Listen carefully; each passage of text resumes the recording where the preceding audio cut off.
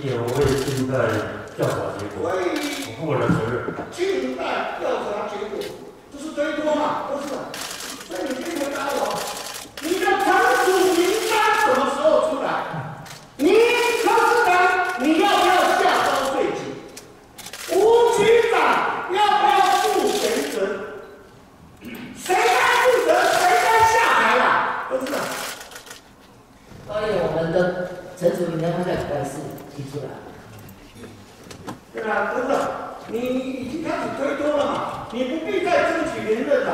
现在叫有事黄珊珊，没事柯文哲就对。洪市长下去。不是啊，根据答复委员，你跟我讲，什么时候名单出来，谁要负责？吴局长要不要下来负责？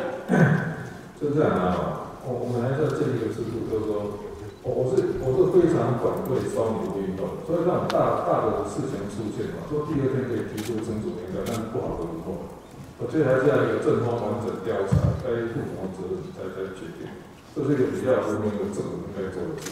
是啊，你平常没事，就依附一些企业大亨们，稍微有个风吹草动，你就切割得一清二楚。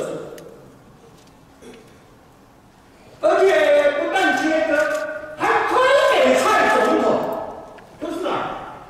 这不是政治是非，这是人格问题，这是人格问题。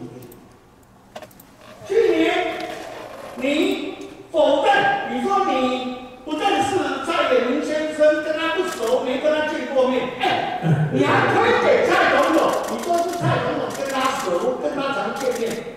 好了，蔡衍明公开打脸你，说你不但求见他7、8次，而且还是从神旺饭店的后门进去。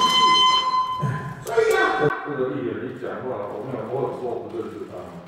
这是最每次双城日谈他都来讲。你能不能向我们指汉？有担当，是就是，有就有，不要推脱。其实那个开线之前，我这样里面学弟也在那里，这误会了，这个那7传8传传的那，我觉得那就不好了。所以这个假讯还是在丢的。我相信李明学弟也不是这样讲的。